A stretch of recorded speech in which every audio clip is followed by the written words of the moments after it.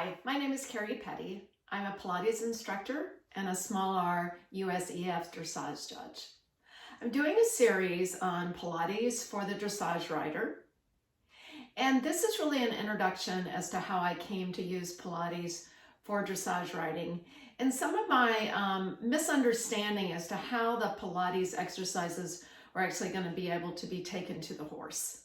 Perhaps you've tried Pilates or are looking for an exercise program to improve your athletic conditioning or to improve your core specifically, and I definitely would recommend Pilates.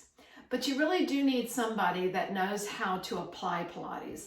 A lot of times if you just go to a mat class, perhaps the instructor has only had mat training and is going to lead you through the choreography of the exercises, which can give you a good workout. But you need to learn how to take a lot of the exercises that are done on your back and bring them into a seated position. And specifically how to, for an athlete, whether it's a tennis player, a golf player, a football player, all of which I work with, how to take the Pilates principles and actually use that in their athletic endeavor. So I have a piece of equipment here that is called the iGallop, and it's actually sold as a core exercise training program. I think it would kind of be interesting if a person didn't ride a horse to use this, but I find it very useful with some of my riders. But what I want to show you now is kind of how the lack of a core could possibly pinpoint some of the problems that you have as a rider. So we're talking about posture. If you basically look at the score sheet, the alignment of the rider, and then it's going to be the effectiveness of the rider. So it's specifically on the alignedness of the rider, Pilates can really help because it really is working on your posture.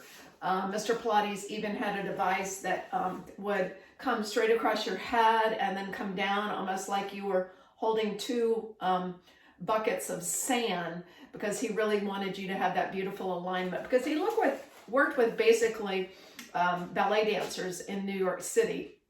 So obviously their core strength had to be great and their posture had to be great.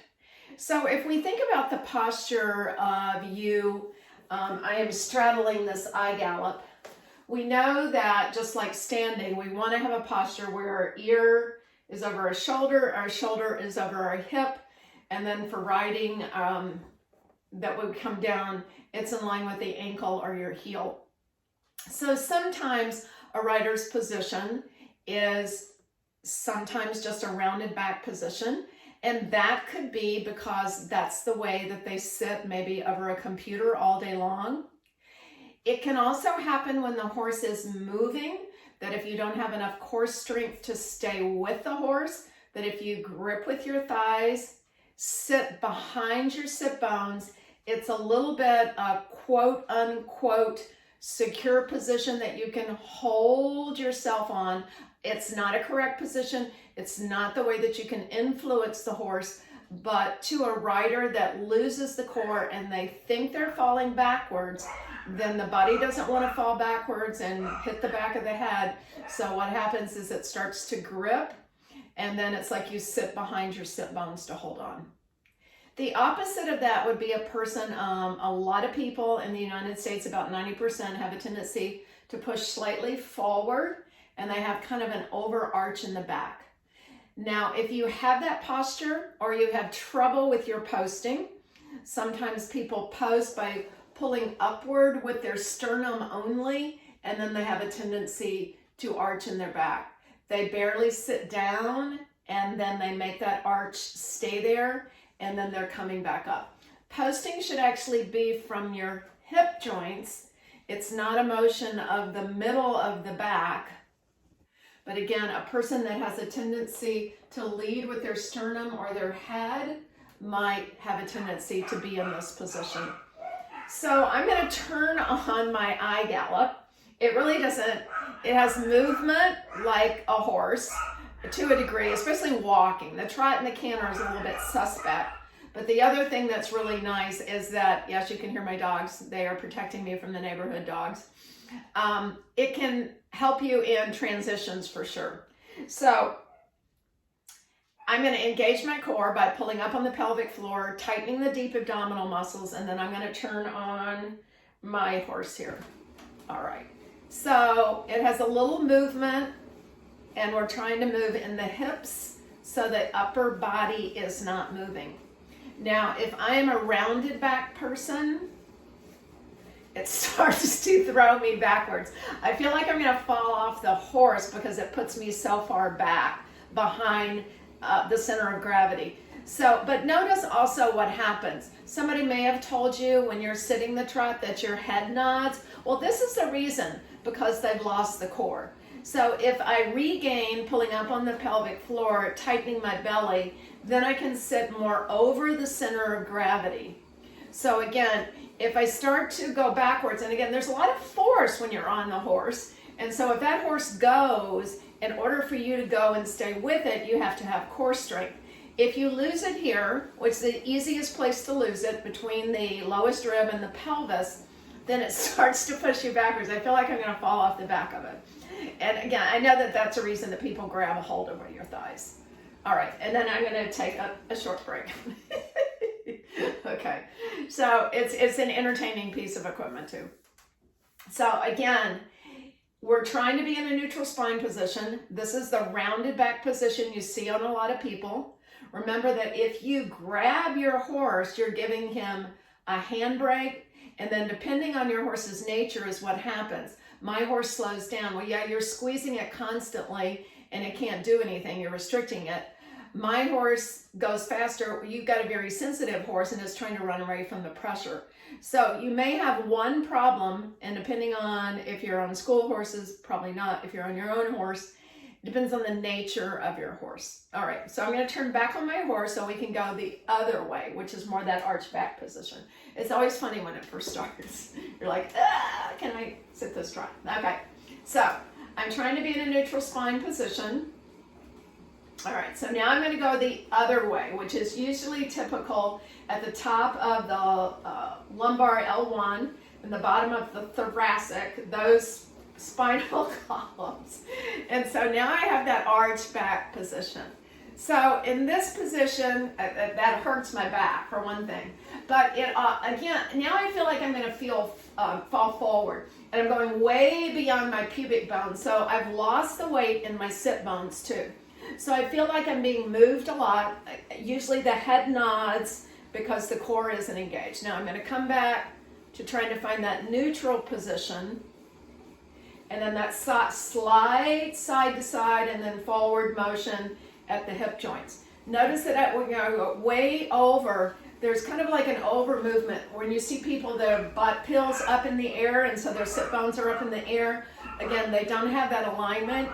Ear over shoulder, shoulder over hip, hip over heel. Okay, I'm going to turn this guy off again.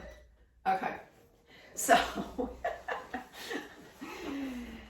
Pilates is about stabilizing the core against movement, but in a typical Pilates exercise, the movement isn't going to be like this, which is kind of almost what you need. But you can think about the basic Pilates exercises when you're reaching a leg out and bending it to come back in. Well, this is what is happening here. There's a bending in the hip and the knee, and so that's what you can think about as you come out and in. When the leg goes out, it might make you want to arch, just like when the horse surges forward. Some people have a tendency to go with it and arch, and some have a tendency to sit backwards.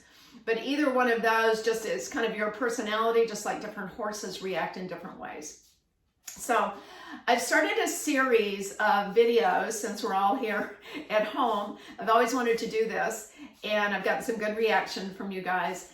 And so this is kind of, I've done about 5 of the videos on the principles, and so this is kind of should be the first one of explaining how Pilates is really going to come back and help you, and how it can actually cure some of those things, like that nodding head that you saw, like back pain, if you have a tendency to arch here or round the back through here. Oh, another thing that can, that's kind of interesting is that locking out of the hips. So locking out of the hips, again, kind of makes you bounce around all over the place. We've got to move in our hips. So when I have the hips moving, And again, this iGallop really helps that. But a lot of times people brace, it pinches me up, throws me around, and as you can see, that bracing in the legs and locking of the hips really throws the weight up higher into the shoulders.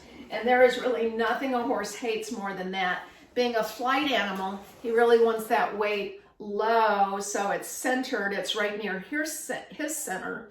And so that if he's in a fright or flight situation, that he doesn't have an unbalanced rider on you.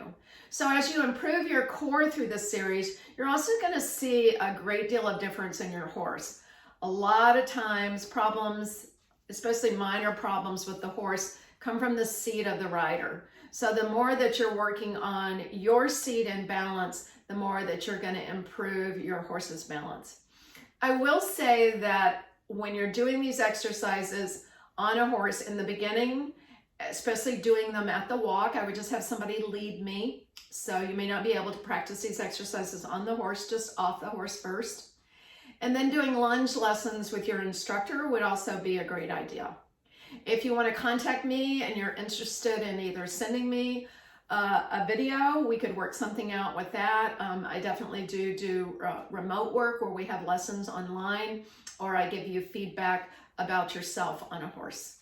So join me in this adventure of improving your seat and then your horse with a core workout through Pilates. This is Kerry Petty. Thanks for joining me.